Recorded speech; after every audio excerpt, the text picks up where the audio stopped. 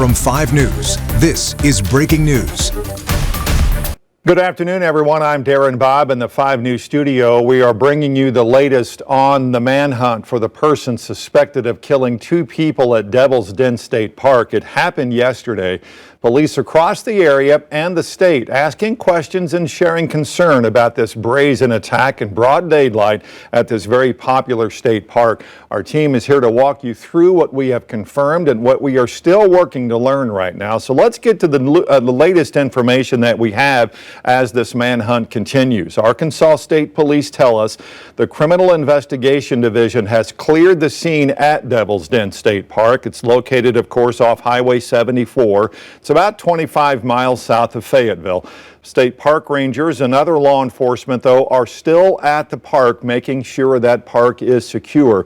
Now, according to State Park's website, all trails at Devil's Den are now closed, at least for now.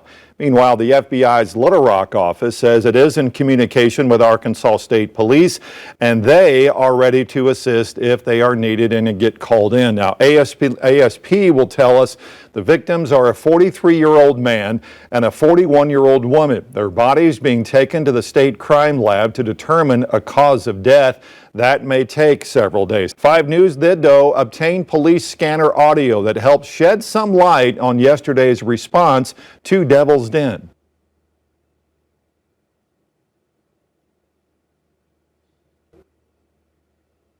Okay, let's talk about the suspect now. Police say they are looking for a white man last seen wearing dark shorts, a dark tank top, and weightlifting type gloves. He was seen driving toward a park exit in a black 4-door sedan with a license plate that was covered up by tape. State police say that car may have traveled on Highway 170 or State Highway 220 near the park. I-70 or 170, that is, runs from Devil's Den to West Fork. Highway 220 goes from the park through Crawford County and then connects with Highway 59 in Cedarville. Now are going to try to hear that scanner audio that we picked up yesterday for the response to Devil's Den. Cover the main trail right now first. Hear yells calling for help. We're hiking down. 10-4, we're hearing them too towards the end of the lower part of the Devil's Den Trail. Try to relay to the office that we found the victims down here. They're on the lower Devil's Den Trail. I've got two bodies down here. And again, that was a male and female in their early 40s they found there. And as you might imagine, Devil's Den really busy at this time of year as this all unfolded. A summer day, Saturday afternoon. We're hearing new reaction from some of the people who witnessed law enforcement's presence at the park. Really kind of appalled that they're still having everyone out here. People are just out and about walking around, and if there's someone out there, I think that's kind of concerning. 5 News reporter Bo Russell captured that interview not long after you were the first one to get there at the scene yesterday. So let's talk about the folks that you visited with. You visited with some campers, people who were there. What was that emotion like? Yeah, well, you know, it wasn't hard to find people, right? The campgrounds are full of people, and when I pulled up, they saw me pull out the camera, and they were like, oh, we want to talk about this. You know, everyone was pretty freaked out. There was not a lot of information being shared, a lot of theories being thrown around, but no one really knew what was going on. And like we just heard, you know, they were concerned, should we still be here? You know? So you got there, and when you got there, there was this huge police presence. When you got there, though, it was a little difficult getting in and out, especially into the park, and not a lot of information, understandably, was being released by the time you got there. Yeah, absolutely. Well, you know, as you enter Devil's Den, it's a long, windy drive down in there, and you lose cell service. So, you know, I'm kind of just going off. We heard there was a phone call to 911. We knew something may have happened. But once I started heading down in there, all information was cut off. So I was kind of going in blind. Immediately, there was a large police law enforcement presence. So I went straight to them, and pretty immediately they were like, turn around. You know, they weren't going to share any information.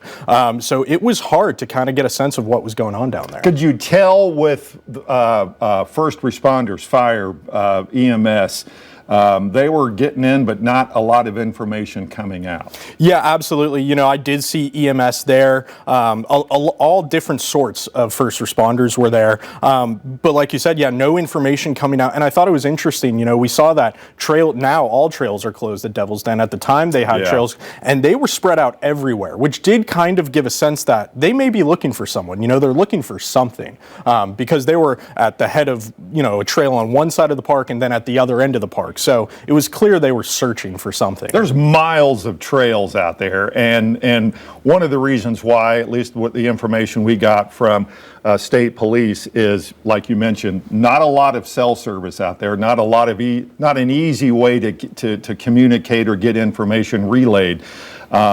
But they did say because of that, that's what took a while to get the information released to us officially, to allow the park to be notified and to let other people be notified as well. And I'm sure you ran into that. Yeah, absolutely. And again, to be fair, you know, there was no cell signal coming out of there, right? We had Starlink set up there, and we were having a hard time communicating. But yes, so, you know, people there were also concerned about the lack of information. You know, I've seen online, people are wondering, why did it take so long to get information out? Especially as a suspect, you know, is on the loose potentially. Yeah. So that was a concern. We do have the press release now. But again, we're going to continue all day to search for information and to gather what we can to provide more updates. Okay, Bo, thanks for joining us. And thanks, we'll see you tonight at 5:30 on 5 News at 5:30. Arkansas's Governor Sarah Huckabee Sanders issuing a statement in response to the attack at Devil's Den. It reads, "We are heartbroken by today's horrific news from Devil's Den State Park and are in close contact with state police and the Department of Parks, Heritage, and Tourism as they work now to apprehend the suspect. We are praying for the family and friends of the victims and know that law enforcement will not rest until the perpetrator is brought to justice." And before we go, we do want to share the suspect description one more time, just in case you might see this suspect. Police say they're looking for a white man last seen wearing dark shorts, a dark tank top, and weightlifting type gloves. He was last seen driving toward a park exit yesterday in a black four-door sedan with a license plate that they say the numbers on the plate were actually covered by tape. State police say that car may have traveled on State Highway 170 or Highway 220 near the park, and that fans out pretty much all over Crawford County. If you have any information about the suspect or his location, you should contact State Police Troop L. They're at the number of your screen, the bottom of your screen there, 751-6663. Of course, our coverage continues here on 5 News Plus and all 5 News digital platforms throughout this Sunday afternoon. Our team is working now to bring you every update as we get them from state police and local law enforcement. We also have team coverage during our newscast tonight at 5:30 and at 10 o'clock. So for now, for Bo Russell and the 5 News team, I'm Darren Bobb. Thanks for joining us. We will see you tonight at 5:30 over on 5 News.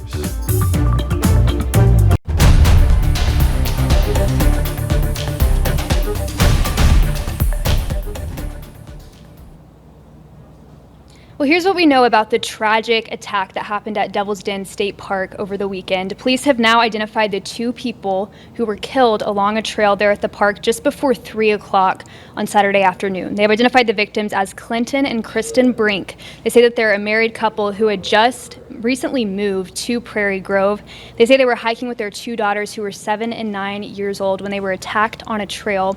They say the 2 daughters were not hurt and that they are now safe with family.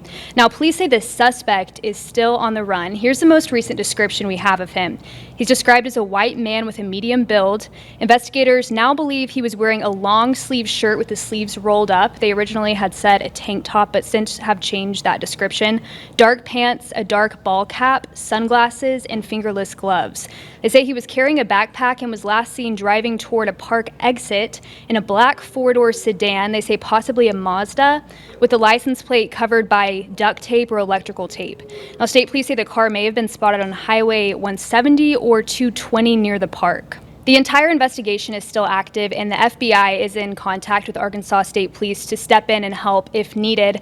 Devil's Den's website says that all trails are closed right now until further notice, but police say if you were there on Saturday, they're asking you to look through your photos and videos and see if you see anything unusual or if you see anyone matching that description of the suspect. They're also asking anyone who lives nearby to review their home security cameras, any game cameras that you might have, but they do say if you have photo and video, they're asking you not to post it on social media because they're saying that that could jeopardize this investigation. If you know anything that could help police, they ask that you call ASP Troop L at that number right there on your screen, 479-751-6663. Now, we will keep you updated as we learn more right here on 5 News.